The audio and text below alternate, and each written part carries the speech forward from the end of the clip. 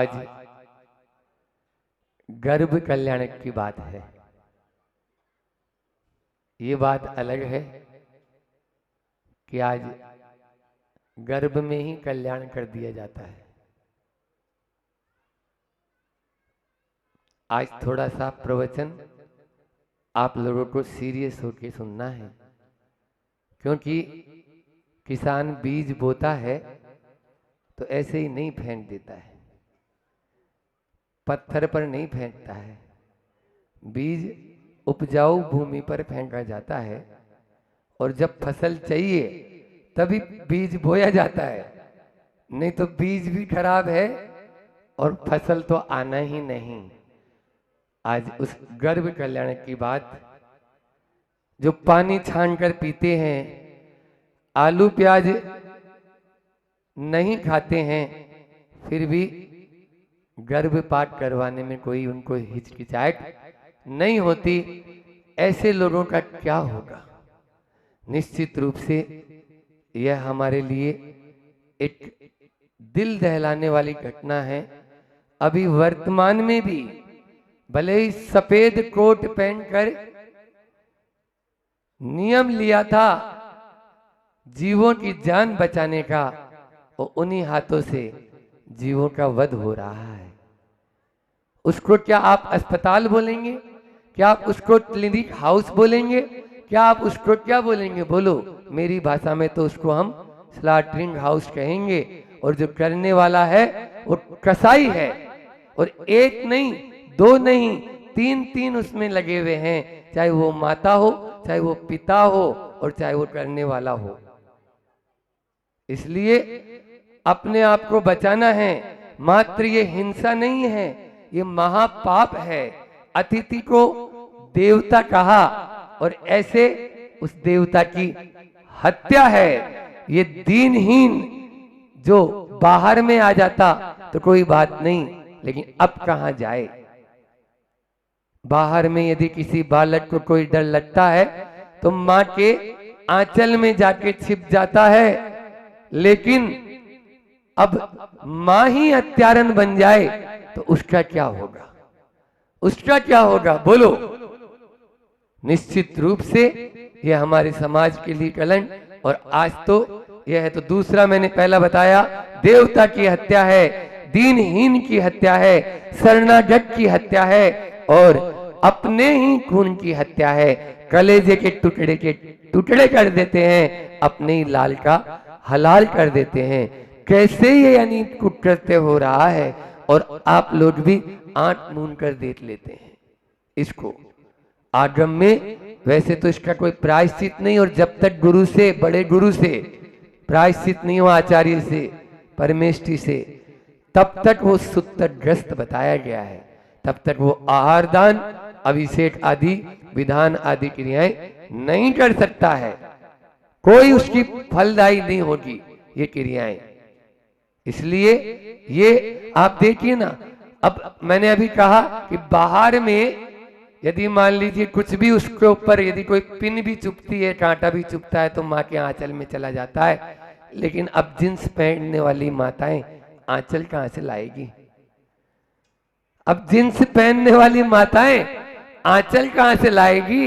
ये भी एक और उसके ऊपर है, वो भी बताएंगे जब संस्कारों की बात चल रही है। तो संस्कार प्रतिदिन आपको मिलेंगे। तो इसलिए हमें ये मातृत्व की हत्या है, ये हत्या है अपने वंश की, ये हत्या है करुणा की, ये हत्या है धर्म की, और ये हत्या है अपने ही कुल की, अपने ही वंश की। इसलिए जीवन में ऐसा कभी कोई कुकृत्य न करें। आज लड़के और लड़कियों का लिंगानुपात जो बिगड़ने का कारण है वो यही है। एक बार ऐसा हुआ, एक संत के पास में 4 बेटियां पहले हो चुकी थी। सुन रही है बैनाडा जी? ये तो प्रवचनों में बोलती है। तो संत के पास में पहुंचे और 4 बेटियां हो चुकी थी, 5वीं भी बेटी आ गई। वो सोनोग्राफी के माध्यम से पता लगा लिया 5वीं बेटी नहीं, तो उसको क्या करना है? अब संत का नगर में आगमन हुआ। वैसे संत किसी की हत्या के लिए बोलते नहीं है, लेकिन वो बोले कि आप इस वाली बेटी को मत मारो, जो गर्भ में आई है उसको क्यों रोकते हो? जो आपकी सबसे बड़ी बेटी हो गई ना, उसको एक की हत्या करनी है आपको, तो एक बेटी को मारना है ना, तो जो सबसे बड़ी हुई वो 8-10 साल की हो गई मान लीजिए, उसने संसार देख भी लिया है, इसलिए उसको तो आने दो। संत ऐसा उपदेश देंगे नहीं, लेकिन आपकी अकल ठिकाने करने के लिए ये बोलना है उनको।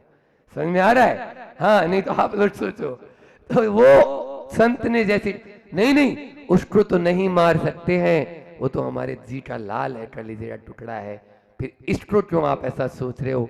मन में विचार भी क्यों आ रहा है? यदि आया है तो उसको आने दो ने, बीज ही क्यों बोया था यदि नहीं चाहते तो? पहली बात। दूसरी बात यह है, आपको क्या उसके कर्म का मालूम है? वो क्या बन सकती है, क्या बन सकता है? बोलो। वो मुनि महाराज हो सकते हैं, वो एक धुरंधर कोई भी आरिका बन सकती है, वो यानी एक महापुरुष बन सकता है, वो कोई वैज्ञानिक बन सकता है, कोई साइंटिस्ट हो सकता है, कोई देश का नाम रोशन करने वाला प्रधानमंत्री भी हो सकता है ना, राष्ट्रपति भी महिला है। बोलो। अभी तो भारत के आप जिस राष्ट्र में श्वास ले रहे हो,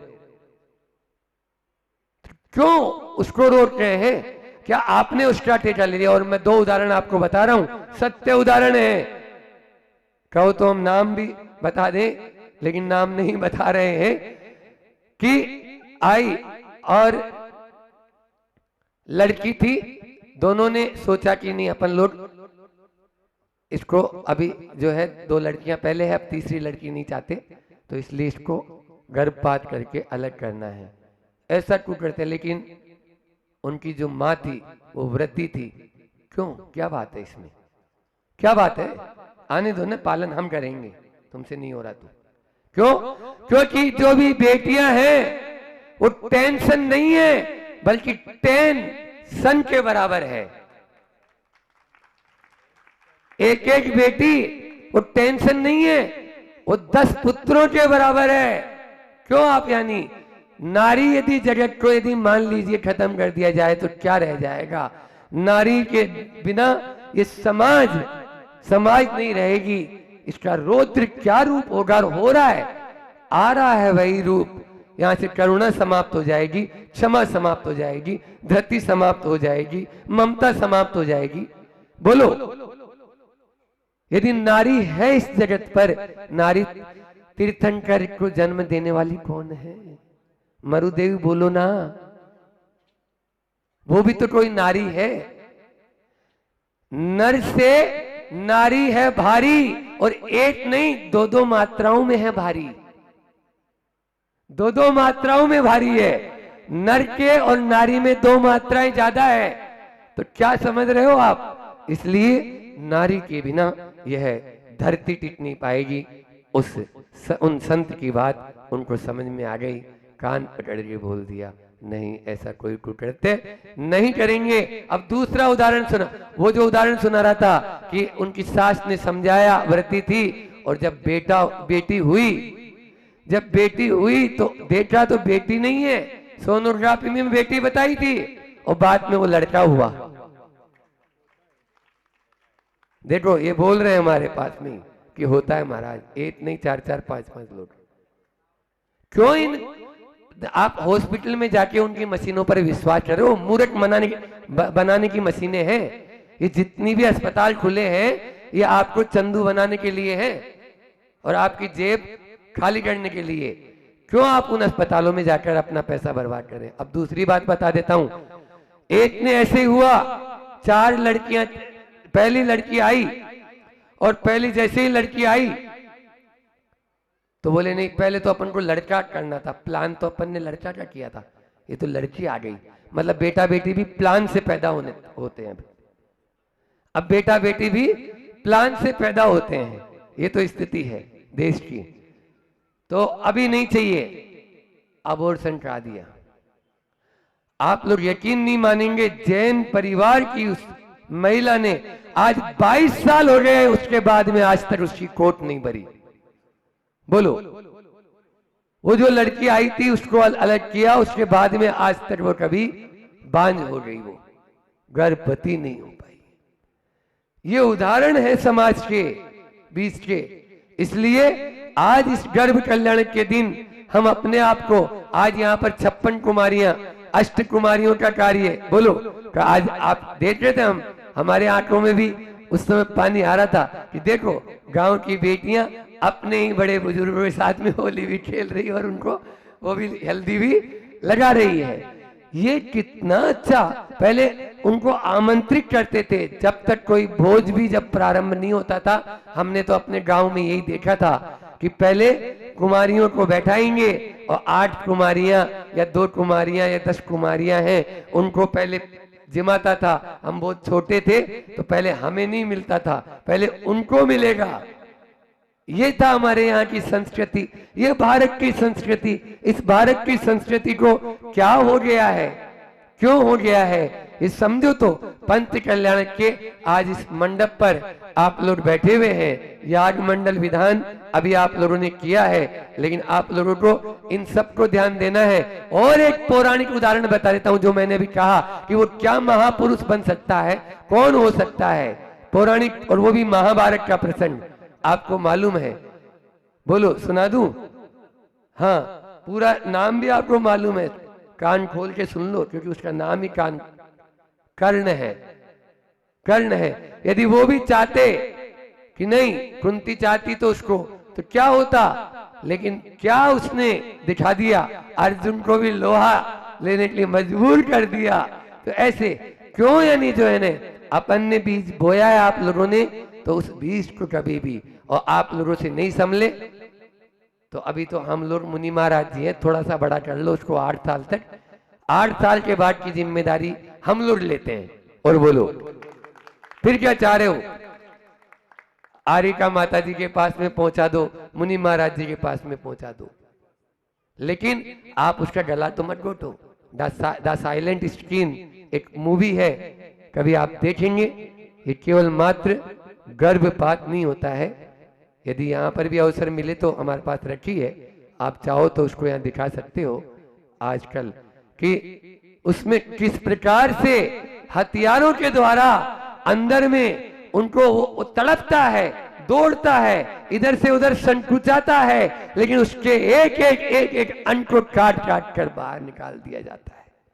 बोलो कैसे, यानी ये आप सहन कर रहे हैं, इसको कभी भी सहन नहीं होगा। इसलिए आज ही आप संकल्प लें कि नहीं, हम कभी भी ऐसा सुना है, सर्पणी, सर्प होता है ना, सर्प की जो सर्पणी अपने अंडों को खा जाती है जब बहुत भूख लगती है उसको, क्योंकि बहुत सारे अंडे होते हैं और उसको बहुत वेदना होती है उसमें भूख की। कुतिया अपने ही बच्चों को खा जाती है जब वो भूख की वेदना शांत नहीं कर पाती है। सर्पणी अपने ही अंडे को खा रही है कब, जब भूख की वेदना शांत नहीं कर पा रही है। कुतिया अपने बच्चों खा रही कब, जब भूख की वेदना शांत नहीं कर पा रही है। लेकिन ये कैसी माँ है जिसको कोई भूख नहीं है, लेकिन फिर भी वो अपने ही कलेजे के कले टुकड़े होते हुए देख रही है। ये कैसी माँ है। इसलिए ऐसी माँ के लिए कभी भी क्षम्य नहीं है, धर्म भी उसको क्षम्य नहीं कर सकते हैं। उसको आप अपना देखें, ध्यान रखना। आज जो बाहर लड़कियां पढ़ रही है, आपको थोड़ा सा फिर से सजग कर रहा हूं, और ये लिव इन रिलेशनशिप एक आया है कंसेप्ट, जिसको भारतीय कानून भी मान्यता देने को जा रहा है।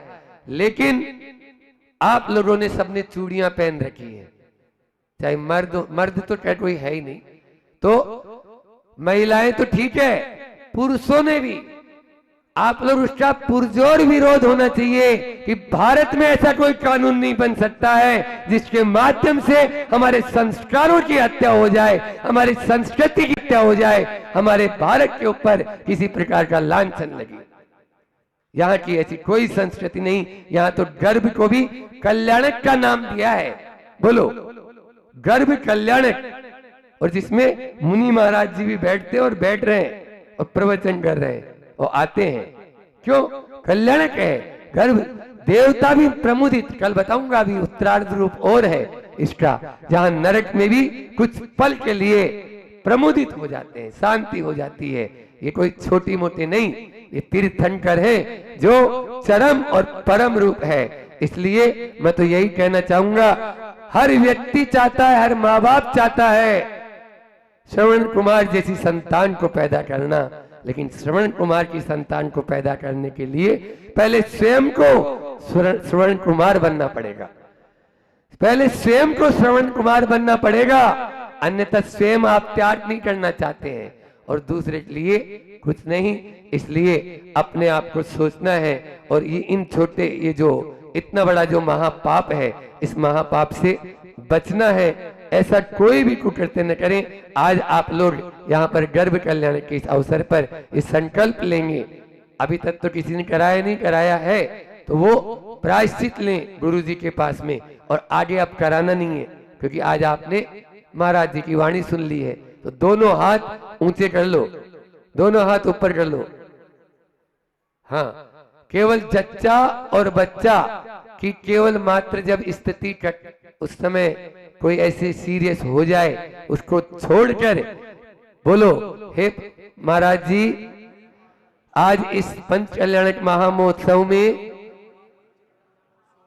आवाज धीरे आ रही क्या? यानी कोई कठिन नियम तो नहीं है, ये सबको लेना है आराम से।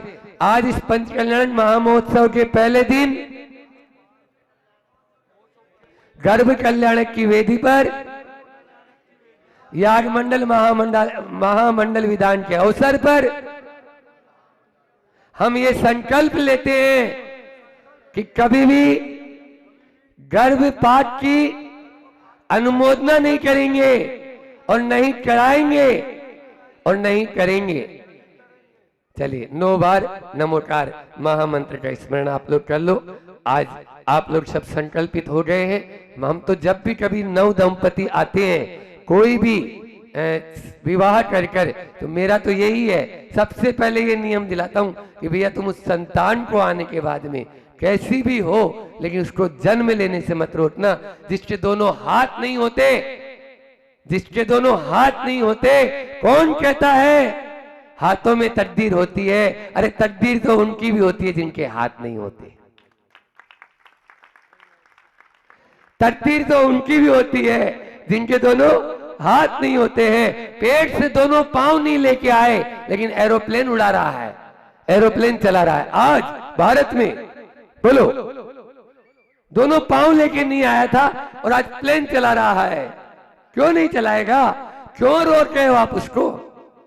यदि उसमें होनहार है, उसका भाग्य है, और वो यदि बिल्कुल अपने भाग्य को लिखना चाहता है तो बहुत लिख सकता है। इसलिए कभी मत सोचना और आप लोगों से पालन नहीं हो, क्योंकि अब 2 ही बेटा बेटी करने लग गए।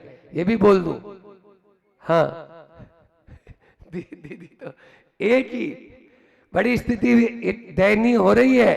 गर्भ कल्याण के इस अवसर पर ये भी एक आज जो है, जिनका हो चुका है विवाह और बूढ़े हो गए, कोई बात नहीं, लेकिन जो नहीं किए हैं उनको तो कम से कम आगम में आया है। सागार धर्मामृत उठा लो, श्रावकाचार 35 श्रावकाचार पढ़ लो। 4 संतान हो, ये लिखा है 4 संतान हो, 4 मतलब लड़के, लड़कियां नहीं, अभी लड़कों की बात। एक आपको घर गृहस्थी में रख लो, एक आप आपको बाहर समाज में दे दो, एक आप राष्ट्र के लिए दे दो, और एक को मुनि महाराज बनाने के लिए बाहर निकाल दो। ये लिखा है, तब तो आप देखो, पढ़ो, तब तो होंगे। और पहले लड़का चाहते हो या लड़की, ये भी लिखा है। इसके लिए भी आपको किस प्रकार से ब्रह्मचर्य का पालन करना है, उस प्रकार से आपको, यानी जो है ना, गर्भ कल्याण के दिन बता रहा हूं, सागार धर्मामृत में पढ़ो तो हर प्रकार से, यानी आपके लिए आचार्यों ने दिया है किस प्रकार से हम श्रावक धर्म का पालन बहुत अच्छे से कर सकते हैं, उसे करें। समय आप लोगों का पूर्ण हो गया है। इतना ही कहकर मैं अपनी वाणी को विराम देता हूं। बोलिए अहिंसा परमो धर्म की। आचार्य गुरुवर विद्यासागर जी महामुनिराज की। आप सब लोग गर्भ कल्याणक को समझना चाहते हैं। क्या है ये गर्भ कल्याणक? क्या होता है इस गर्भ कल्याणक से?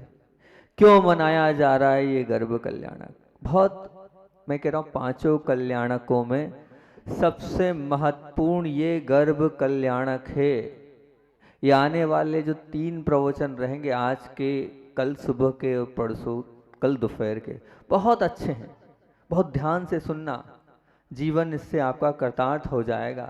आप भी भगवान बन सकते हो, इसलिए बहुत ध्यान से समझना। क्योंकि क्यों मैं ये बोल रहा हूँ, इस गर्भ कल्याणक में आने वाली पीढ़ी को आप धार्मिक बनाना चाहते हो, मार्मिक बनाना चाहते हो, तात्विक बनाना चाहते हो, बौद्धिक बनाना चाहते हो, मानसिक स्तर पर अच्छा बनाना चाहते हो, सामाजिक स्तर पर अच्छा बनाना चाहते हो, और आत्मिक स्तर पर उठाना चाहते हो, स्वाभाविक स्तर पर आपको ऊपर उठाना चाहते हो, सात्विक बनाना चाहते हो, वैनिक बनाना चाहते हो, तो ध्यान रखना इस गर्भ कल्याणक की क्रियाओं को और इस गर्भ कल्याणक को आपको बहुत अच्छे से समझना पड़ेगा। धार्मिक, मार्मिक, तात्विक, बौद्धिक, मानसिक, सामाजिक, आत्मिक, स्वाभाविक, सात्विक और वैनिक,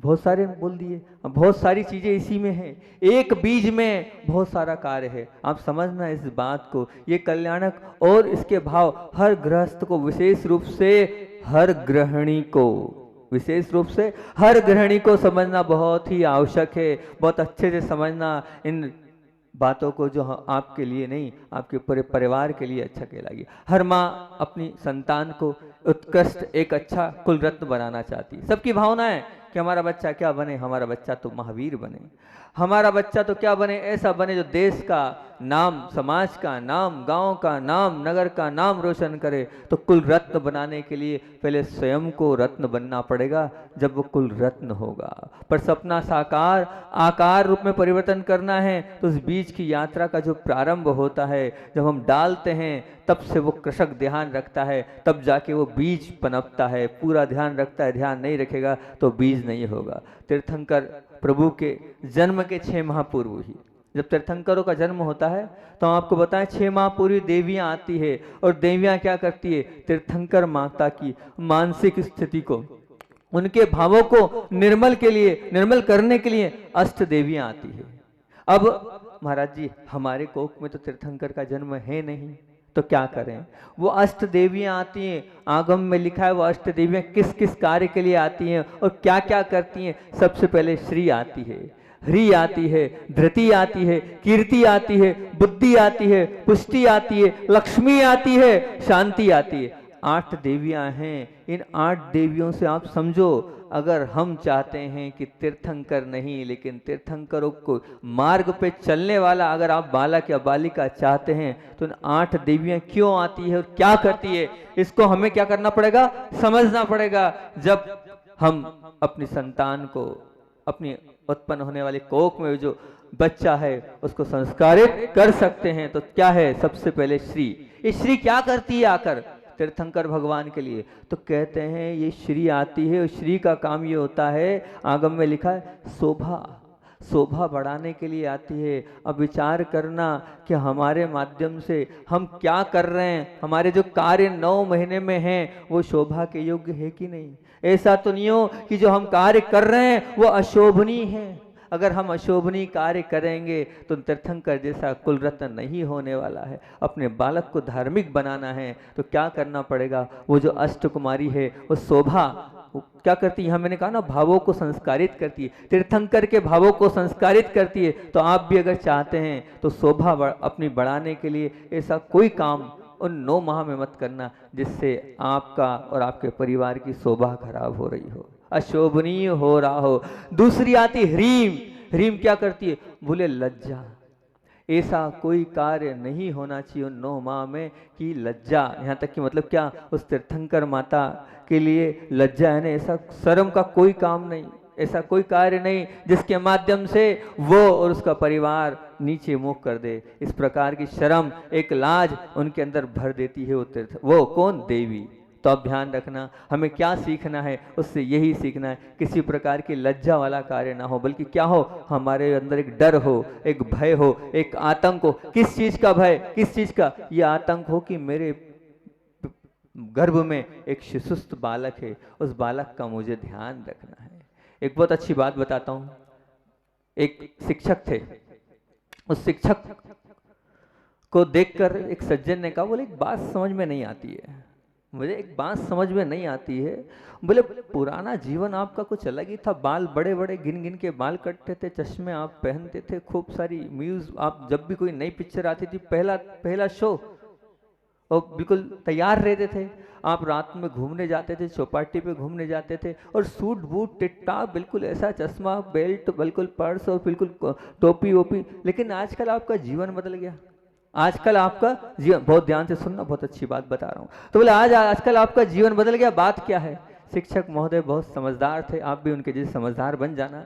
उन्होंने कहा कि देखो ऐसा है कि मैं अभी कुछ समय पहले ही मुझे नौकरी लगी और मैं पढ़ाने का काम करता हूँ। अरे तो पढ़ा तो दुनिया रही है, पढ़ाने में कौन सी बड़ी बात हैगी? तो उन्होंने कहा पढ़ा तो रहा हूँ, लेकिन क्या है सबसे बड़ी बात मैं ये मानता हूँ कि जब कोई माँ होती है अपने गर्भ में 9 महीने बालक को देखती नहीं है, लेकिन बहुत डर के रहती है कि मैं कुछ खाऊंगी, मैं कुछ पीऊंगी, मैं कैसे रहूंगी, पूरा संस्कार का असर मेरे बच्चे पर पड़ता है। तो 9 महीने के लिए माँ देखती भी नहीं है और जानती भी नहीं है कैसा कुल रत्न, और पूरा ध्यान रखती है। लेकिन जो बच्चे आते हैं हमारे यहाँ, और बच्चे क्या है, वो भी तो 9 माह रहते हैं। बोले 2 या 3 महीना तो साल में छुट्टी रहती है, बाकी 9 माह हमारे गर्भ में तो रहते हैं, हमारे माध्यम से तो पढ़ते हैं। तो जब तक मैं संस्कारवान नहीं हूँगा तो बच्चों को कैसे संस्कारित कर सकता हूँ? कर ही नहीं सकता हूँ। और उस माँ के गर्भ में 1 बच्चा होगा, 2 बच्चा होगा, लेकिन मेरे गर्भ में तो 1-2 नहीं, कितने होते हैं? 30-40, यहाँ तक कि 50-50 तक बच्चे मेरे गर्भ में हैं। तो मुझे कितना ध्यान रखना पड़ेगा। इसलिए मैंने अपने जीवन को बदल लिया। देखो शिक्षक बदल रहा है। अगर आप इस प्रकार की लज्जा रखोगे कि मेरे माध्यम से क्या हो रहा है, उस बच्चे के लिए करोगे तो बहुत अच्छी बात है। एक सीख शिक्षक आपको दे रहा है, आपको ध्यान रखना पड़ेगा। अब आपका जीवन आपका नहीं बचा, अब आपके साथ वो जो गर्भस्थ बालक है वो है, उसके साथ आपको जीवन जीना है। तो आपका हर कार्य उसके साथ क्या हो रहा होगा वो विचार आपको करना पड़ेगा। तीसरी धरती देवी आती है। वो धरती देवी क्या करती है? बोले धरती देवी धैर्य बनाती है। उसका काम है तीर्थंकर माता को धैर्य देना। अब आपके अंदर कितना धैर्य है? छोटी छोटी बातों को लेकर अगर आप रूठ रहे हैं, छोटी छोटी बातों को लेकर आपकी धारणा खराब हो रही है, तो आपका धैर्य बहुत कम है। तीर्थंकर की माता के पास वो धैर्य शक्ति जगाने के लिए धैर्य देवी मतलब धरती देवी आती है और धैर्य को धारण कराती है। अब आप ध्यान रखना, अगर बालक चाहिए तो हम छोटी छोटी बातों पर क्रोध नहीं करेंगे, छोटी छोटी बातों पर गुस्सा नहीं करेंगे, छोटी छोटी बातों को लेकर अपने मन को खराब नहीं करेंगे, तब आपका वो कुल रत्न बहुत अच्छा होगा। कीर्ति, बोले कीर्ति क्या? वो कीर्ति खूब स्तुति करती है। कीर्ति का काम क्या है? कीर्ति देवी आती है और वो स्तुति करती है। स्तुति कौन कब होगी? आपकी स्तुति कब होगी? आपकी स्तुति होना चाहिए ना, क्यों नहीं होना चाहिए? हो स्तुति जब होगी जब हमारा व्यवहार बहुत अच्छा होगा, कि आजू बाजू वाले आपकी वाह वाह करें। वाह वाह जब होगी जब आपके अंदर और आपके खुद का जो व्यवहार और खुद का जो चारित्र निर्मल होगा, खुद के कार्य कर्तव्य करने योग्य होंगे, तभी तो आपकी स्तुति होगी। स्तुति वो देवी तो नहीं करेगी, लेकिन आपको सबसे स्तुति कराना है तो अपने आप को संभालना होगा, अपने चारित्र को संभालना होगा, अपने करने योग्य कर्तव्यों को समझना होगा, तभी आपकी स्तुति हुई। करने योग्य कार्य को आप करोगे तो स्तुति होगी। फिर उन्होंने कहा बुद्धि देवी आती है। तो बुद्धि देवी क्या करती है?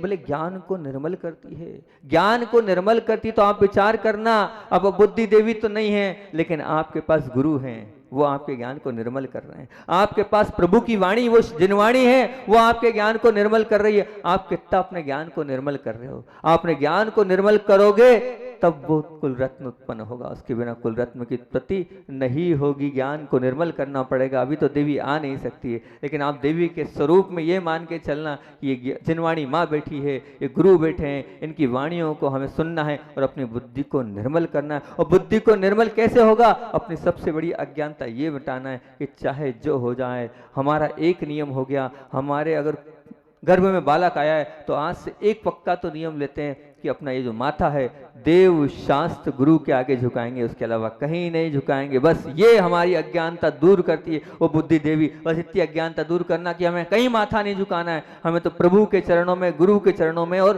कहाँ वो सरस्वती के चरणों में हमें माथा झुकाना है। उसके अलावा यहाँ वहाँ कहीं भी हमें माथा नहीं झुकाना है। ये बुद्धि, ये ज्ञान निर्मल करने के लिए आती है। आप अपना ज्ञान निर्मल कर लोगे तो कुल रत्न उत्पन्न होगा। फिर पुष्टि, पुष्टि से तात्पर्य क्या है? वो शरीर को पुष्ट करती है पुष्टि देवी आके, शरीर को संतुष्ट करती है वो पुष्टि देवी आके। आपको भी अपने शरीर को पुष्ट करना है तो पुष्ट करने के लिए ध्यान रखना, वो तो कौन सा आहार कराती है, वो तो लाती है वहां से आहार, लेकिन आपको ध्यान रखना है मैं अपने आप को पुष्ट करना है, लेकिन कोई अशुद्ध वस्तु से पुष्ट मत करना। कोई ऐसी वस्तु मत खाना जिससे आपका शरीर जो है वो पुष्ट तो हो रहा है, लेकिन ध्यान रखना उस पुष्टि से पुष्टि नहीं होगी, नहीं तो वो कुल रत्न उत्पन्न नहीं होगा। इसकी भी और आगे मैं चर्चा करूंगा। और फिर कौन सी लक्ष्मी देवी आती है? वो लक्ष्मी देवी काय की आती है? बोले वो लक्ष्मी देवी कराती है विभूति को याद, विभूति कराती है। विभूति किसकी होती है? विभूति उसकी होती है जिसके पास बहुत सारी कलाएं होती है। विभूति का नाम ही ये विभूति, यानी अवार्ड मिलना, सम्मान मिलना। और विभूति जब होगी जब आपके अंदर वो कलाएं होगी, वो कला जब होगी जब आपके अंदर अपने अंदर से आप सब कार्य को करोगे और अच्छे से करोगे, तब विभूति मिलेगी। और अगली है शांति। शांति देवी आती है, वो क्या करती है? बोले शांति देवी आती है, उसका काम है कि मन को शांत करना, उसके अलावा कोई काम नहीं है उसका। सिर्फ क्या काम है? मन को शांत करना, मन को शांत करना। अब आप देखना इन 9 माह में कहीं ऐसा तो नहीं है कि हमारा मन अशांत है। अगर हमारा मन अशांत है तो कुल रत्न नहीं होगा। चाहे जो हो जाए, हमारे मन को हमें संभाल के रखना है, मन को हमें संभाल के और समझा के रखना है। मन शांत होगा तो ही कुल रत्न उत्पन्न होगा, और मन अशांत होगा तो कुल रत्न नहीं होगा। उसके मैं तरीके पूरे दूंगा, अभी हाल पूरे बताऊंगा कि मन को कैसे शांत करना है। एक एक चीज आपको क्लियर करूंगा। अभी तो शास्त्र की जो भाषा है वो आपके सामने रख रहा हूं, फिर सबके बहुत अच्छे से आपको पूरे अभी आज भी बोलना है, कल सुबह भी बोलना है, कल दोपहर में भी बोलना है। तीनों प्रवचन में अगर किसी गर्भस्थ महिला ने इन प्रवचनों को सुन लिया और मान लिया तो निश्चित मानना कि वो कुल रत्न ही उत्पन्न होगा उसका। पर मानना पड़ेगा और समझना पड़ेगा, जो जो मैं बोल रहा हूँ उसको अपने जीवन में उतारना पड़ेगा, तब आप जीवन अच्छे से जी पाएंगे और अच्छे से उस कुल रत्न को उत्पन्न करेंगे। तो क्या? शांत, मन को शांत रखना पड़ेगा। और तो और आपको हम बताइए, अष्ट कुमारियां तो मुख्यता से रहती ही हैं, पर 56 देवियां भी आती हैं। 56 देवियां भी आती है। 56 देवियां क्या होती, क्या करती है? बहुत मैंने शास्त्रों में खोजा इसको, 56 की संख्या मिल नहीं पा रही। मैंने प्रयास किया है इन 56 को मिलाने का। अब वो जैसा भी हो, क्या कौन सी 56 देवियां? तो बोले कल्पवासी की 12, भवनवासी की 20, व्यंतरों की 16, ज्योतिष की 2, कुलाचल की 6, ऐसे कुल मिलाकर ये 56 देवियां हैं। बहुत सारी जगह इसमें बहुत सारा अंतर है आगम ग्रंथों में, लेकिन ये 56 प्रकार की देवियां हैं। 56 प्रकार की देवियां, वो देवियां आपके पास क्या है बंधुआ? हमारे पास तो नहीं है और होगी भी नहीं, लेकिन इन देवियों के माध्यम से अपने आप को उत्कृष्ट बनाना है। अब बात आती है कि सत संतान की प्राप्ति करना है। अब ये सब संतान की प्राप्ति करना है तो जीवन में आपको क्या करना है? जीवन में उतार चढ़ाव वाले इस मोड़ में आपको उत्कृष्ट बनने के लिए, सत संतान की प्राप्ति के लिए, गर्भ में आने वाली संतान के लिए 9 बातें आपके सामने रख रहा हूं। ध्यान से सुनना, 9 बातें आपके लिए दे के जा रहा हूं, ध्यान से सुनना। इन 9 बातों को, 9 बातें आपके जीवन में उतर जाएगी तो वो इन्हें बाला ना, धार्मिक, मार्मिक, तात्विक, बौद्धिक, मानसिक, सामाजिक, आत्मिक, स्वाभाविक, सात्विक, वैनिक, सब स्तर से उत्कृष्ट संतान अगर आप चाहते हो तो इन 9 बातों को अपने जीवन में उतारना। 9 की बात अपन करेंगे आज कल तीनों प्रवचनों में। सबसे पहली बात, प्रभु के गीत गाने होंगे।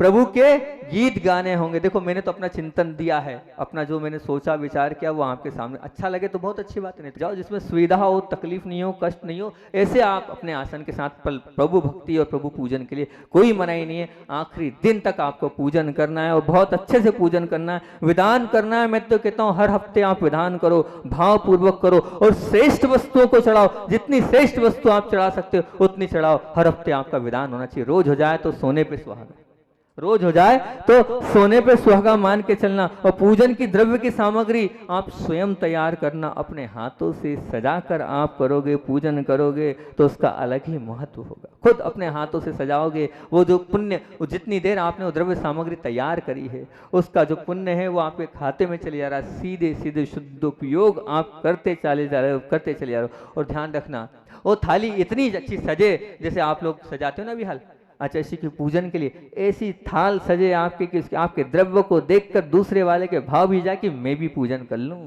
ऐसी द्रव्य की सामग्री सजाकर आप 9 माह में करोगे तब वो द्रव्य सजाकर पूजन कर पाएगा।